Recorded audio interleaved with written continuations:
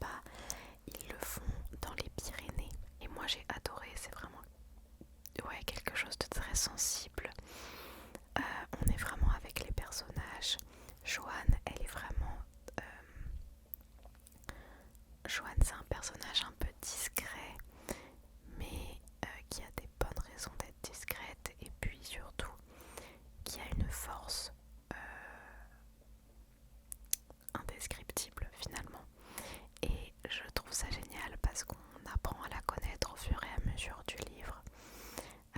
Contrairement à Émile qui a un caractère bien à lui, mais qui reste très gentil. En fait, c'est un livre de gentillesse. Il n'y a pas de méchant, il n'y a pas de gentil. Enfin, si le méchant ici, c'est la maladie d'Émile. Le méchant, en fait, c'est le temps. C'est le temps qu'il reste. Et je trouvais ça très audacieux d'écrire un livre en connaissant la fin, finalement. Donc, j'ai adoré. Évidemment, j'ai quelques critiques dans le sens où il y a des petites longueurs entre la 200e, la 400e page, enfin au milieu du livre, on sent qu'il y a un petit creux. Et puis je trouve que ça va directement très très vite après. C'est-à-dire qu'il y a un creux et puis que d'un coup, tout s'enchaîne très vite. Et ça ne rend pas le livre moins bien, pas du tout.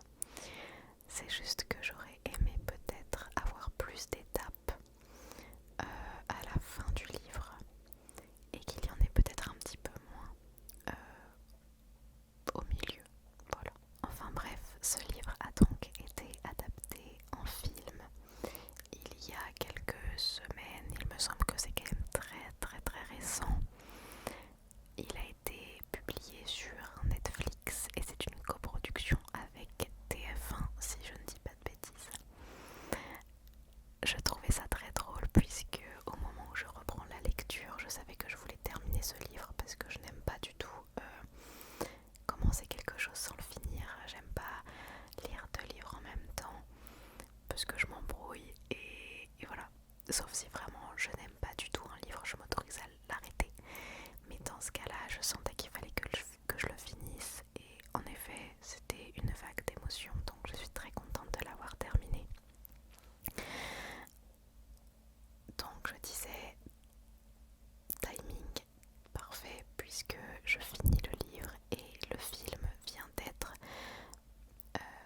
mis sur Netflix il y a quelques jours à ce moment-là. Mais je ne voulais pas directement enchaîner sur le visionnage du film juste après avoir terminé le livre, mais je voulais juste laisser du temps à mon cerveau d'imprégner l'histoire et de prendre du recul parce que je trouve que c'est très très très important de prendre du recul surtout sur ce genre de livre et puis surtout sur une adaptation d'un livre puisque moi je trouve que c'est très difficile de faire une bonne adaptation. C'est très difficile de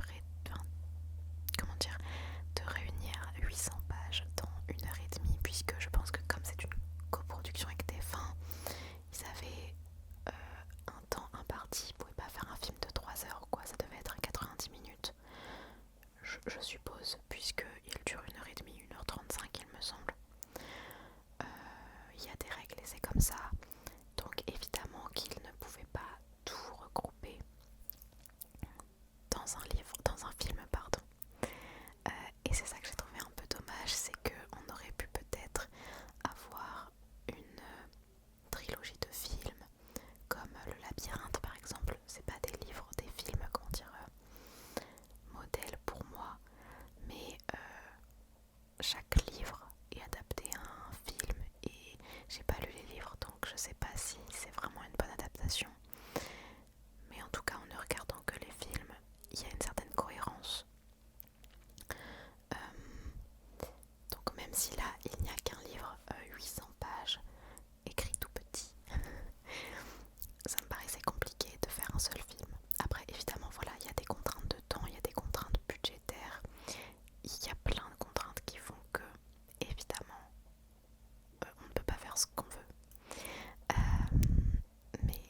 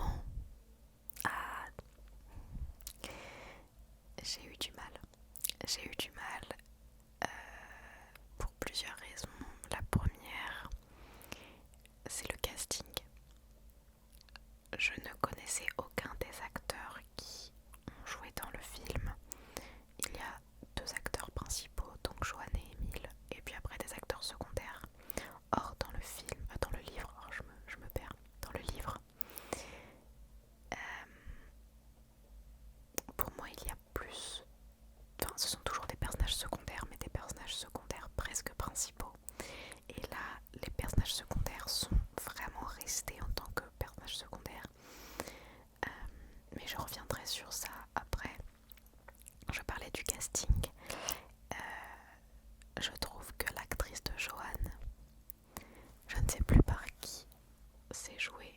Joanne est jouée par Camille Lou et Émile est joué par Hugo Becker, qui lui a joué dans aussi que des trucs que je n'ai pas vus, mais quand même pas mal de choses, mais ça reste des téléfilms et je trouve que ça s'est vraiment ressenti et c'est très dommage, c'est vraiment dommage.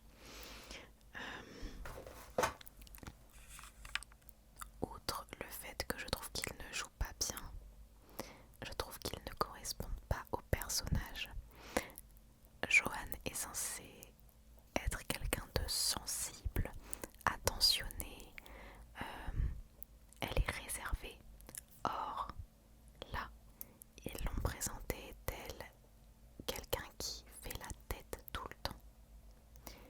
Et être réservé et faire la tête, c'est pas pareil du tout.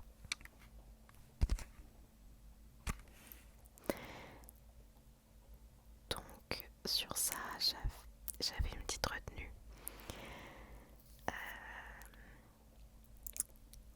Ok, elle est présentée dans le livre comme portant toujours du noir, avec un grand chapeau noir, etc. J'ai trouvé que là c'était too much. C'était too much.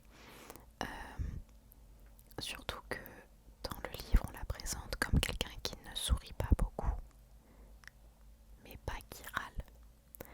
C'est quelqu'un qui sourit quand elle a confiance en la personne. Et là déjà, elle sourit à des moments qui sont un peu étranges. Et puis juste après, on lui dit tu souris jamais, t'es toujours énervé. Bah non, c'est pas elle le personnage en fait. Et puis Émile.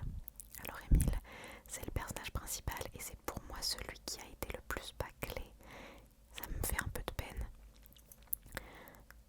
Pour moi, c'est un personnage qui n'est pas méchant.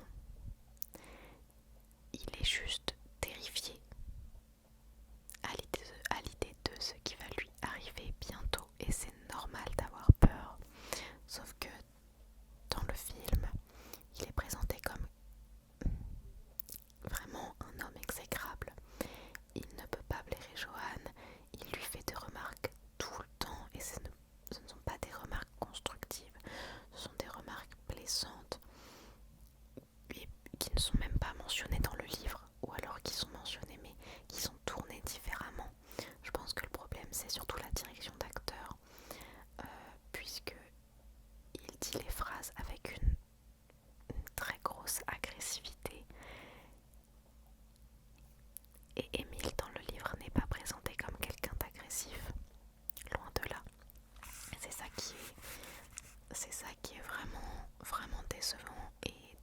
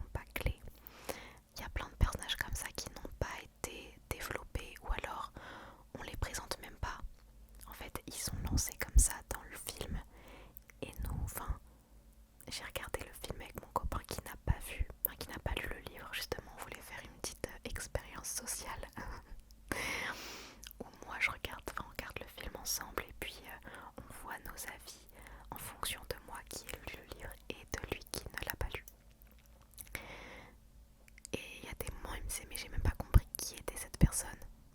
Évidemment, on ne l'introduit pas. Comment on peut dans un film ne pas introduire une personne?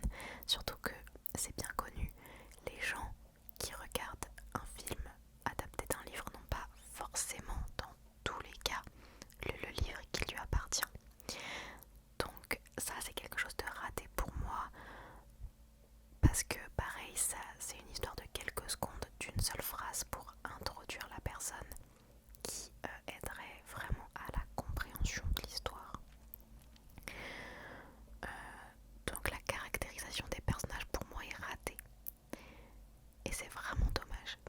Le jeu d'acteur rend tout moins crédible, tout est très forcé. On a l'impression qu'ils lisent le texte en permanence. C'est dommage. Je ne sais pas si sur le plateau, Melissa d'Acosta, donc qui est l'auteur du livre, était présente. Mais je pense qu'elle aurait dû l'être pour justement une meilleure représentation des caractères des personnages. Ensuite, il y a cette histoire de raccourcir des passages. Comme je l'ai dit, évidemment c'est inévitable de raccourcir un film, enfin un livre pour faire un film.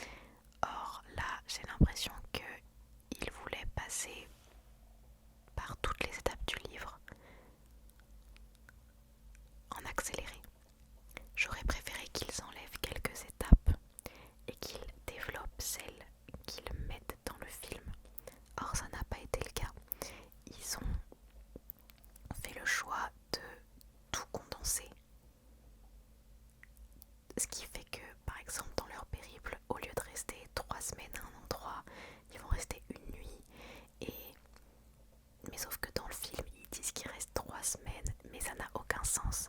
La temporalité est perdue, complètement perdue. On ne sait pas depuis combien de temps ils sont là, quand est-ce qu'ils sont repartis, combien de temps il reste à Émile, on ne sait pas.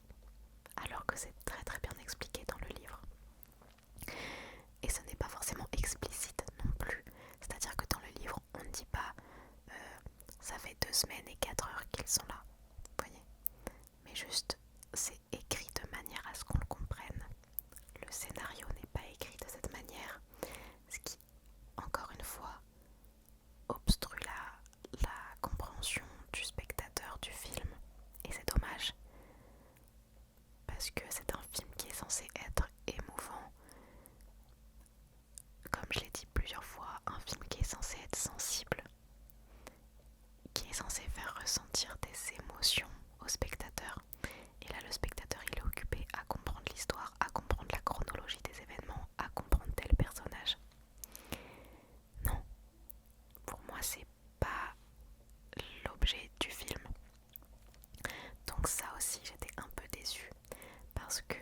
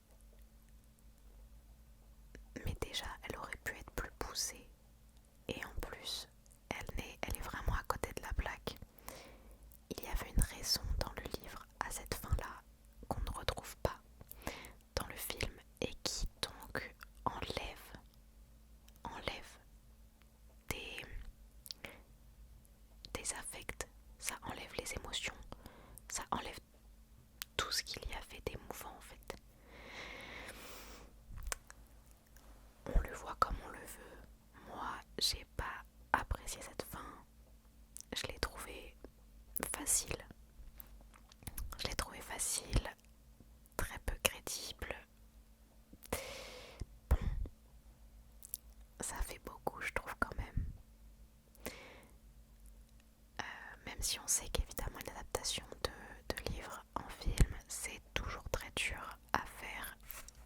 Enfin bref, sinon, ce que j'ai aimé, parce qu'il y a quand même des points positifs, je trouve que les paysages sont beaux.